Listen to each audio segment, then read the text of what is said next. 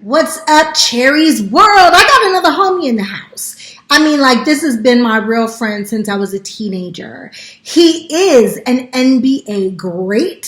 He used to play for the Toronto Raptors, but before that, he was a Arkansas Razorback. Ladies and gentlemen, we are going to talk about life after the NBA with Mr. Oliver Miller.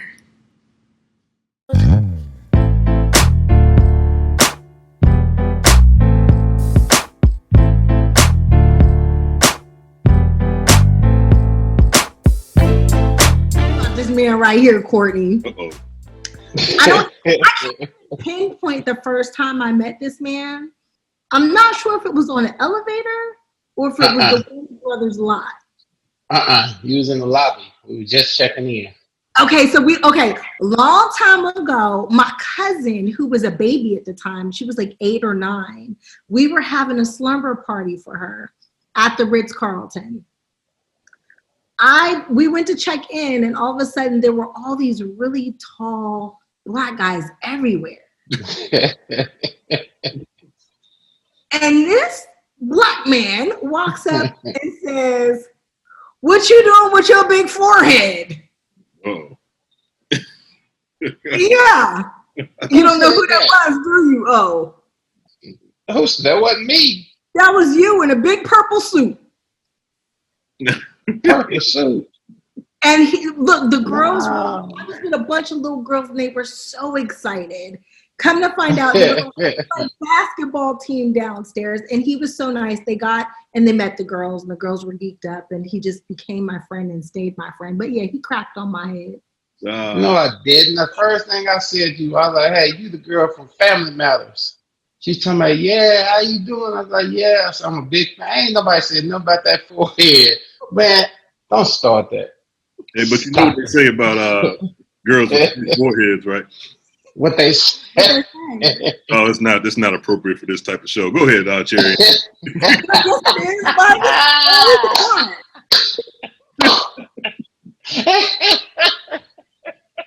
Well, come on, don't stop it, man. Oh man. What's good? Okay, well, can I go ahead? Yeah, you go ahead. Because look, I don't even know what's gonna come out of either one of y'all's mouth. I don't know. All right, well, let me get to the basketball, man. Because all right, we had Cedric Sabalas on last year. Wow, Can't believe that time has sped up so fast. And I asked him, because me and my buddy, we argue all the time about. I'm from Chicago, so we argue about the '93 NBA Finals. And I always say that if Ced Sabalas would have played that in that finals, the Phoenix Suns would have won, because y'all took them to Game 6, and it took a Paxson 3 for the win. So if Ced Sabalas would have been there, did you tell him that? I told Ced Sabalas that, and I told my boy that. He still think I'm drunk. He like, what Ced say? Oh, Ced said he used to give it to Pip. He said he used to. Every time I tell Ced, if it wasn't for you, I'll have a ring. If it wasn't for Ced, I forgot to ask him. What happened to him? I forgot. He had a bone in his foot. Oh yeah. In the Seattle series. Damn. Yep. If I'll have bling. I don't think I wear it, but I'll have me a bling bling. And you got on a Suns shirt today. So well, you know, being inner city kid that I am, anything that's free, I'm aware. So if you had sent me a shirt saying Cherie Johnson with a cherry right, I would have it on for this. We gonna send them. Look, remember you said that because you about to get a shirt with my face on it or something. Okay, well go ahead. Cherie's World Podcast. Make sure that forehead ain't overtaking the shirt. You know what I'm saying? Since you bring it up the forehead, I didn't bring it up. I never talked about your forehead. Hey. Yeah. Now, when O and I used to hit the streets hard, right? I'm just going to give you the backstory. He used to play the Toronto Raptors, and he also did Space Jam, which was right next to Family Matters. And when these boys came in town, I used to smush Big O, Marcus Camby, and somebody else in a Toyota Camry. Mm-hmm. Oh my God. Mm-hmm. Because I had a Toyota Camry. That was my car. Mm. I roll up, pick them up, they smush in, and we roll out. Back then, it was like the Century Club. Is where we used to hit our spots. I be trying to give Courtney like a little taste of how it used to be in the 90s. Can you explain how good we had it and how like California really used to get its party on? I mean, people always ask me, would I go back and play? I'm like, I go for the check.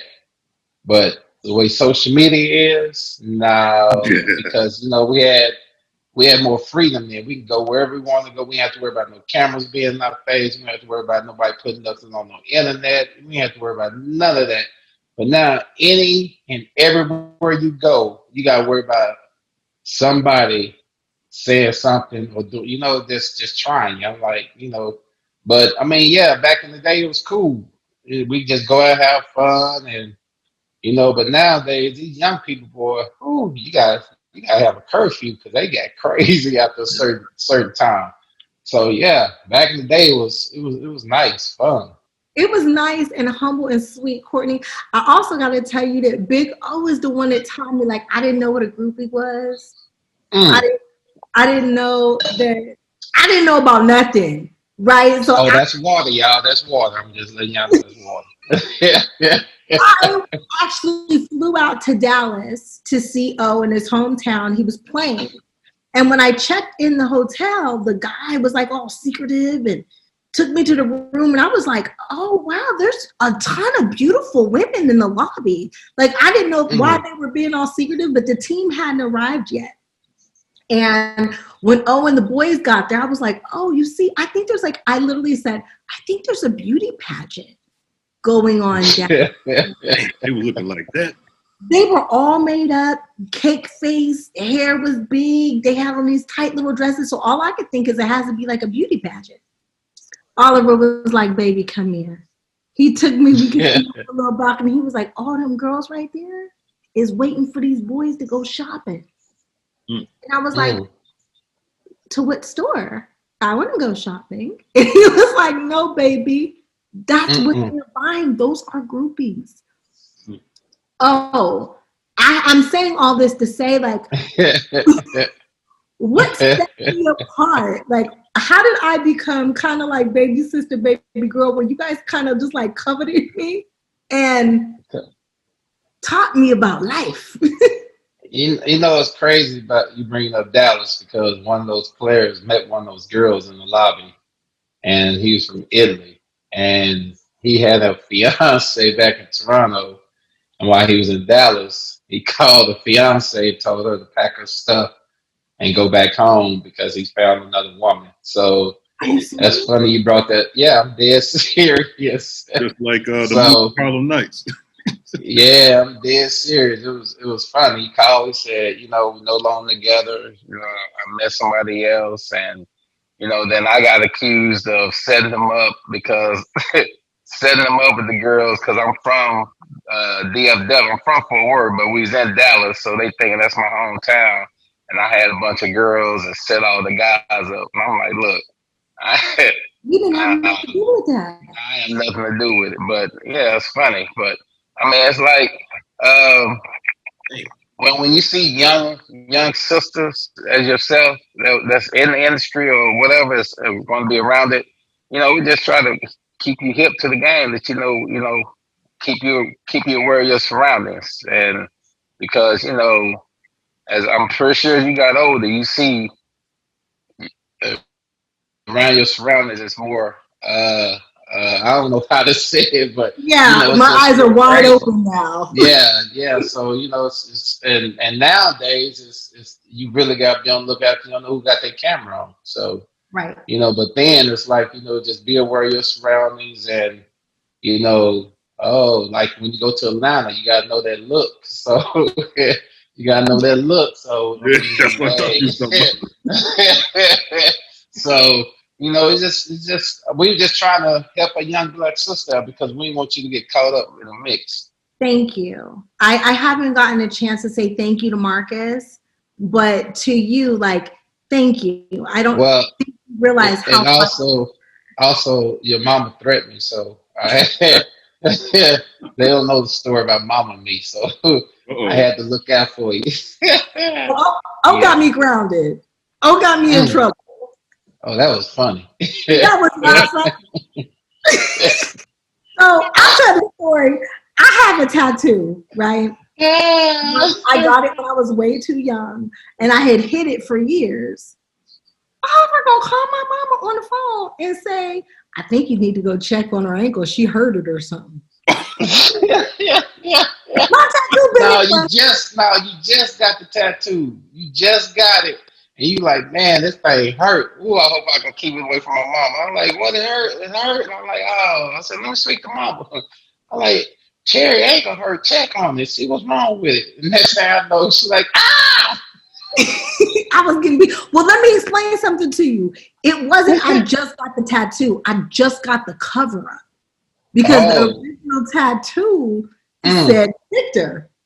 And I was like 15 when I was like almost 18. I think I covered it with a big old scorpion. So he told about the cover up. I had hid the original one for years. Well, all I heard was a scream.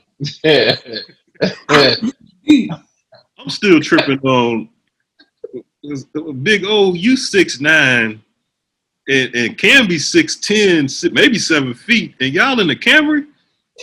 Yeah. Y'all like two sardines. Yeah. Cam, he's 7 foot. I was 6'10". I don't know if it was Sharon. Right? I don't know. No, Sharon never went with us. It was just me and MC. It was just me and Marcus. Because Marcus would stretch across the back and I sit in the front. That's how we did it. And they used to keep me, I would be in between them in the club and they would keep me well protected. There was many times where I would feel the arm or somebody just throw me behind them. I bet you nobody seen you, Cherie, with them two guys walking. Because the girls would actually, just like they would throw me behind them, at times they would always throw me in front of them too. Because the girls would literally try to fight me to get to them. Yeah, LA different, man. Yeah, they were a hot commodity, boy. Yeah, I heard some things that I had never even thought of being with these guys, and not from them, from women. I can just imagine being Shaq and Kobe, and I ain't gonna say Magic. That's a whole LA. It's a whole different thing. So we know your basketball career, right? You are a basketball great. What do you think of the way that the NBA is handling this whole COVID situation now? Well, look right now. Look like NBA winning compared to all the other sports industries. Baseball. They have more players, and they figure that since they're gonna be outside in the open, they probably be safer. But they have more cases, and they look like their season's about to get canceled.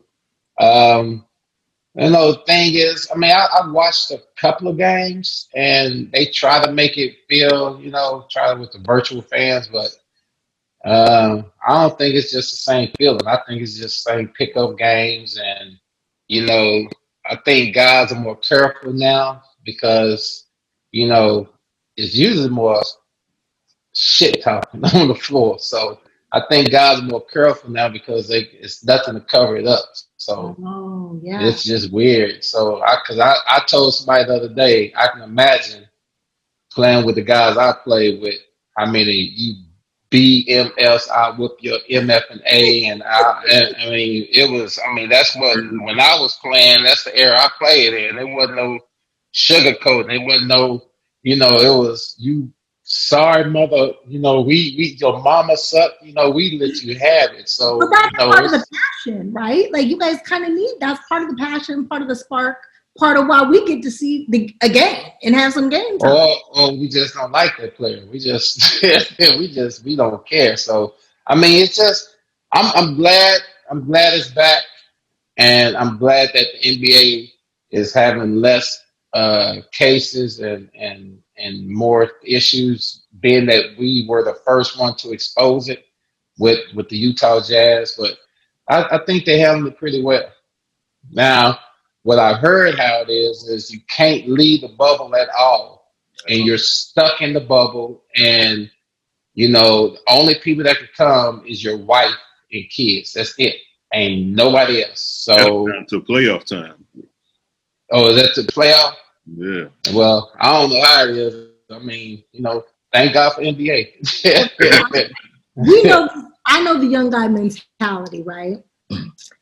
Do you think that they are all going to stay in their bubble and sneak no one in? It ain't up to them. They got security. Yeah, they ain't got no choice. Trust me, it's on strict security because even if you leave, once you come in, like Lou Williams and Zach, they had to go into protocol. They had to go into quarantine. So, they know who's coming and who's going. Trust me. They had that tight to the White House right now. I think the question Cherie should be asking is how many of the female reporters going to end up pregnant next year? Oh. Because I haven't seen but a couple of cute ones, but I mean, you never know. I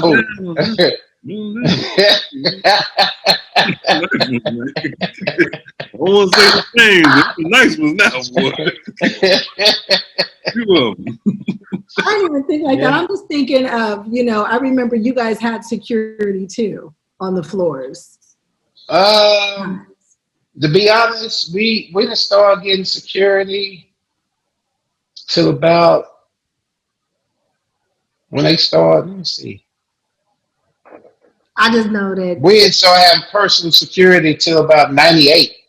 That's when they really started bringing security. Whenever the 9/11 happened, like the year before the 9/11 happened, that's when they started having teams had their individual security. So really, it was like when we traveled, even though we went private, if we still want to take our gun, we still had to give it to our security guard, and he did all the stuff, but.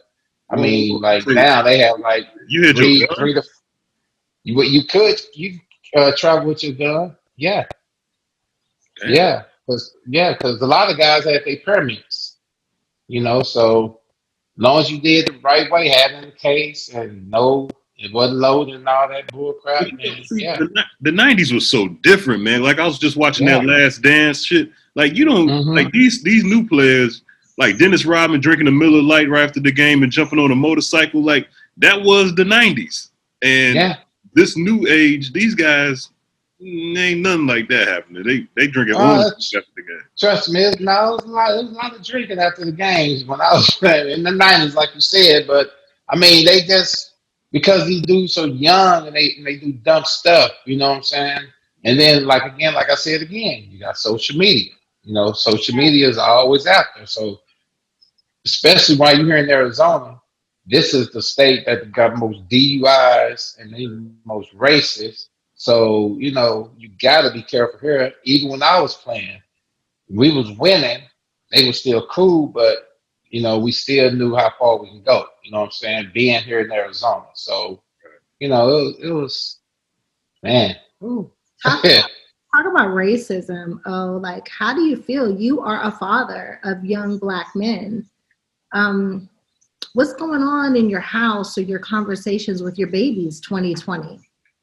Well, I'm glad that I've experienced racism going to the University of Arkansas, and it helps me to give wisdom to my grandkids and it helped me to spread the knowledge, with these young kids. I mean, when I do basketball camps, my main thing when I talk on is focus. Our kids these days, they need to just stay focused. If they can focus on their phones and focus on video games, then they should be able to focus on what's going on in society and what's good and what's right and what's wrong. So, I mean, my main thing is I don't care who's in office. I don't care who's the president. I don't care. If you don't take care of your home, it doesn't matter because everything is taught in your home. And once everything is good in your home, it's going to pour out into the neighborhood. And once everybody in the neighborhood, then you can make a better city, a better state, a better country. But everything starts in the home. I'm not on Facebook anymore because I get tired of hearing about everything and people have voiced their opinions. On Instagram, they control it. But if you take care of your home, then hey, that's my take on racism. Because I mean, Trump ain't paid no bill for me. He ain't met none of my kids. He ain't taught them the ABCs, 1, 2, 3s. He ain't potty trained them. Nothing. It starts with you. That's where it starts at. We got to start teaching our kids respect. Because, yes, I just watched a video about a black woman that's a cop, and she got pulled over in Alabama, and the things she had to go through. And it's like, it's real. It's real. We got to take this stuff serious, but it starts in the home. If we don't educate our kids, then we still going to be lost. Today's players, the one thing that they're more vocal on social issues, mostly because of social media. Is that something that you ever look back and be like, I kind of wish we would have maybe touched on that a little bit? Well, I can recall when I was in Toronto, I think it was the first or second year when Chris Jackson didn't want to pray because he's Muslim. Yeah. So they was going against it. So I was like, you know what? I'm for my brother. I'm gonna stand behind him, even though I'm a Christian. Yeah. But we are brothers. So it's like why not respect what this man belief is, what he believed in? That's so yeah. Then Isaiah Thomas pulled me to the side, who the general manager. He said, man, let me ask you something. Do you think they'll stand behind you if you had a cause? And I had to think about it. Because if I looked around, there was really nobody else standing for him. So I thought, I'm like, oh, okay. But that's real tough. Some of us would that just didn't care. But some of us, like, I think Charles would have spoke out, but I don't think it was really been as powerful as guys are speaking out now. Yeah. So, yeah. Well, speaking of Charles, we all know what kind of personality he has, but like you said, you were 6'9", 6'10", damn near 300. So he didn't try to punk you, right? He tried me my rookie season. Yeah, we had like a mini camp before we went to the playoffs, and we went to like the secluded area, and we had a practice, and him and Tom Chambers was getting into it. So then Tom was like, hey, I'll whoop your woo. And then it's like we playing. So then me being a rookie, he turned to me, he started getting slicker out of me. And I'm like, I ain't Tom. So then, he snuck me, and we got to fighting. And then I just left practice, and people keep going around talking about, oh, Charles whooped you. And I tell them, if I would have whooped Charles and broke his jaw, something would have happened. I'd be banned in the city of Phoenix. Yeah. Because, with him being out, we wouldn't be able to play and be able to win. So I had to do a smart thing. I like, it is what, but Charles, he's cool, but he's just one of them dudes that just, he just like to talk. But I mean, but some dudes, he know not to try. But I'm just put it out there. Hopefully. I'm glad there was no social media back in the day. Oh my gosh. Oh, he's like me. We'll say anything. Man, I don't care. I don't care. Still don't, but I got grandkids now. I got to be careful what I say. Yeah. So I don't want my grandkids be like, oh, G-Paul, I saw a video of you. And I'm like, oh, that wasn't me. Yes, it was. I can't hear. You can't hide with social media. How does that feel? Oh, you are a grandfather. Like, I'm talking about your young club days. And you over there. I just became a mother. So how does it feel to be a grandfather? That's a blessing. I'm glad I'm at the age I am now, so I can be able to be involved with them and, play with them and, teach them early. I don't have to be in a walker or wheelchair, but, it's a true blessing. He's clowning me. He's basically saying, when I get my grands, I'm going to be in a walker or a wheelchair.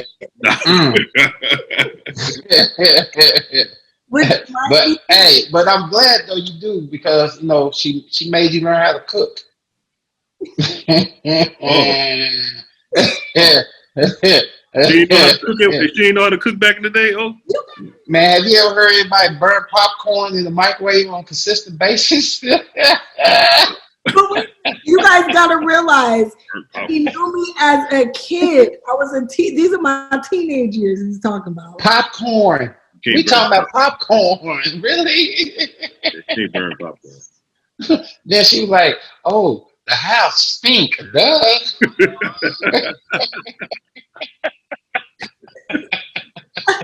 You can't burn popcorn. Yeah, I can't defend that one.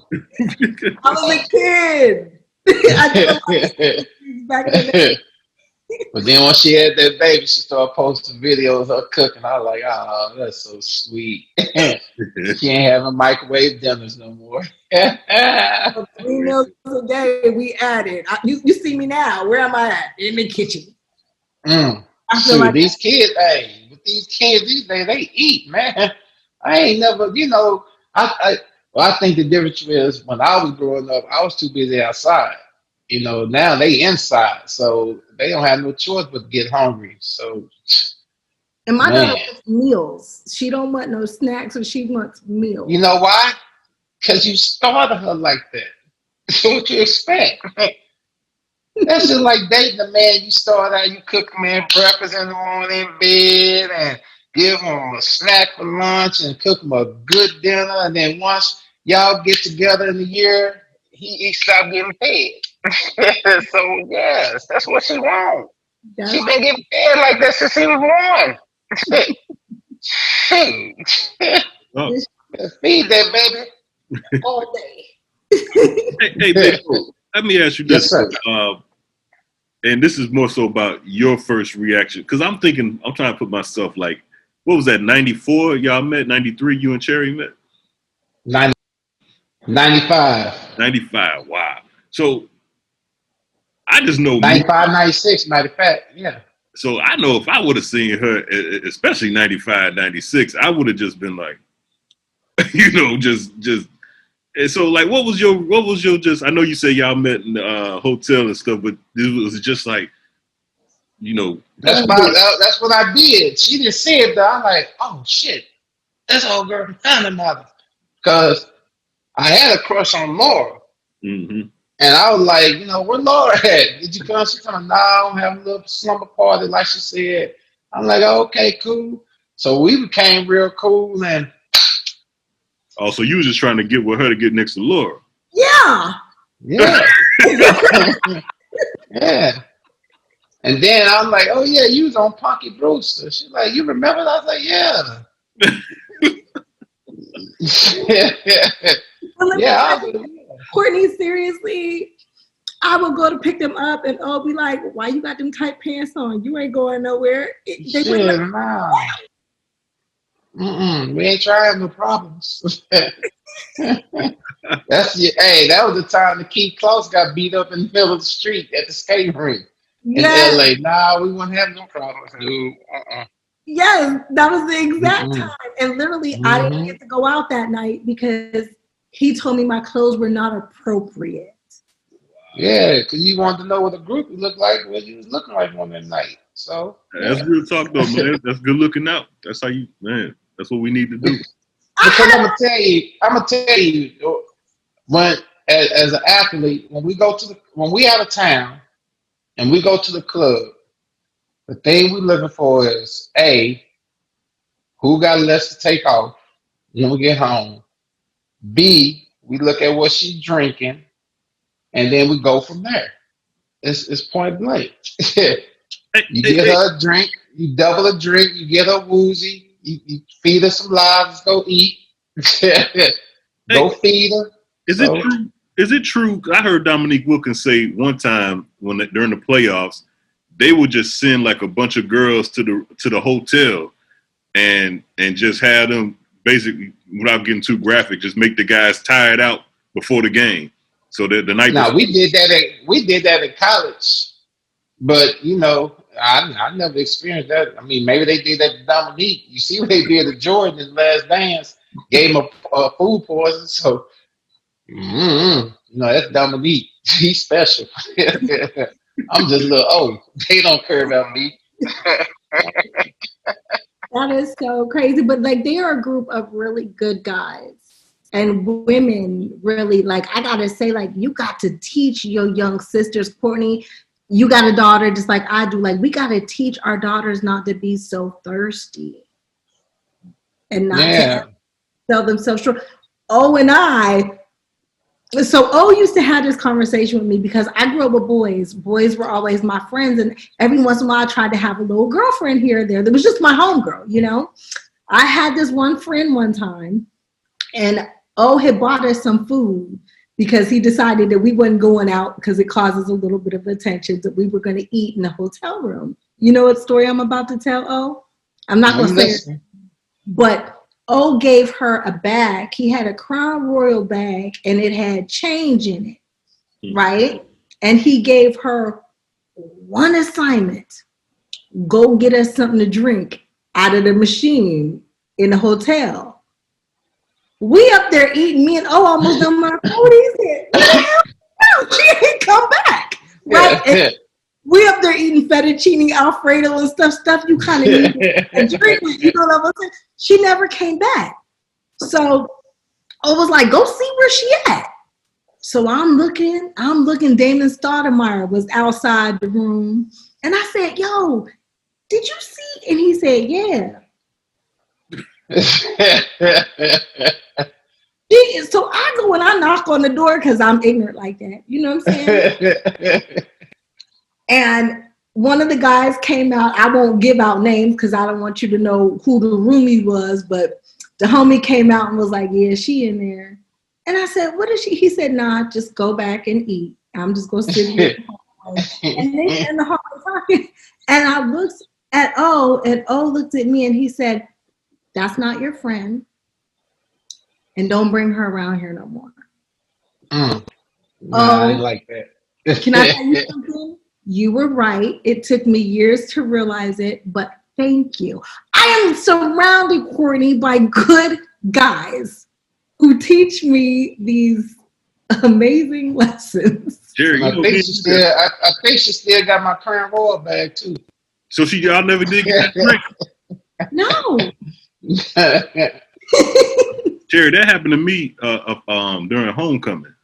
The girl I went on a date with, they took her and my cousin, dropped me off. I come back to school Monday. They was like, hey, man, your girl a hoe. I said, what happened? What happened? He said, man, when they dropped you off, they came over here and I said, damn. I was a laughing stock for like a week. Me too. When the guys came back in town, they was like, where your girls at? I was like, oh no. See, that's what we did. See, we did that when I played at Arkansas. Like, we had like a big game. We'll send like our top notch to the hotel, and shoot, they'd keep them up to like 4 or 5 in the morning. We go to the game next day. We just wear them out. Listen to the stories. Yeah, they be tired. You know, they be getting proposed to, and I'm like, man, if y'all only knew. Man, I would have played college ball. Oh, that was lovely. I love college more than I did pros. Really? It was lovely. Oh yeah. Yeah. College more loyal. Oh. Yeah, they more loyal. Yeah. I can imagine. Yeah, these girls here. Now you was a center. You played the big man spot. Now the rumor is that Steph Curry has ruined the center position. Do you think you could play in this era where you got James Harden, Steph Curry, them just dancing on the 3-point line? Like, what would you? I seen Anthony Davis guarding the 3-point line. He wasn't even in the Dwight Howard. They're not even in the paint no more. The best thing I would do is I'll push the picker up, tell him to get up under, and I just contest the shot. I mean, it's really according to what rules we play. We playing the rules I was playing in. You know, we can slow that down a whole bunch. Trust me. But I mean, with the rules they have now, you just have to push up and have to just defend your best because I mean, boy, that boy right there is vicious. Steph is vicious. Yeah, He almost was the '90s AI. So but now you saying Steph Curry is like Allen Iverson? If AI would have Steph Curry jumper, just think about it. AI could get to that hole. He can shoot the three too, and he had handles. But Steph Curry got that. Ooh, he's special with it. I think Steph Curry's best. I don't know. What's the word to say, but is that he's a good teammate. The fact that he's like selfless, right. Mind bringing, you know what I mean. So that's the thing with Golden State. Period. They all like that. That's how they flow so well because everybody on the same page. It's like crazy. You think Durant should have left? I think he messed up their chemistry. You think so? If you think about it, look how they was playing before he got there. When he got there, it's more. I mean, I understand he's a good player, but he starts being stagnant, start being standstill because he's doing the one-on-one. Man, with Steph and them, they penetrate, kick. Everybody, Draymond penetrate. Iguodala come in. All of them just had But with KD, it's like, okay, he had top of the point, 3-point line. He's gonna drive. He's gonna shoot. He's gonna kick. We just, so it's like, with them, when he was out, it was just everything was just flowing. I mean, that's how I like basketball. I don't like that one-on-one crap. I like everybody getting involved because that's how we were in Minnesota. In Minnesota, it was like we was all on the same page. Bing, bing, bing. We know KG gonna do this. We know Spreewell gonna do this. We know Sam like to do this. Boom, boom, boom. We just all on the same. But when you got a player that like to be one-on-one, it hurts the flow. Well, who was harder? Well, I ain't gonna say harder for you to guard because you probably had to guard them. But tell me the difference between playing against Michael Jordan and Kobe Bryant. There's not a difference. Kobe, Michael Jordan Jr. I mean, no disrespect to Kobe, but I mean, if you look at it, his game, he even says it. He emulated his game after MJ, and he does everything. And MJ even said, I wouldn't want to play against Kobe one-on-one because I'm going to be playing against myself. But, I mean, man, I played against both of them at their prime, and ooh. They both a beast, but I mean, like I always gonna choose MJ. MJ gonna always be the GOAT. Always the GOAT. I don't care. It's gonna be MJ, then Kobe, then LeBron. That's it. It shouldn't be who's the GOAT of all time because you can't. It's hard to compare because what MJ had to go through to get to be the GOAT is totally different than what these guys. Well, Kobe had to go through it too, but not as rough as MJ. Yeah. But LeBron, it's a totally different game now. Yeah. Hey, now you have a lot of fans because people ask me all the time, what's up with after the NBA? Where can they find you? What you got going on? Please let them know. You can find me at Big O Hands. No. Oliver Miller. Cherie, you know my Instagram. Okay, we'll put your Instagram up. Man. I'm so happy. Oliver, thank you so much for being here. Thank you for having me. All right. You got to come back, okay? Always. Thank you, baby. Yep. Hey, please like and subscribe to my YouTube channel. It is the official Cherie Johnson. That way you never miss one of our Cherie's World podcasts.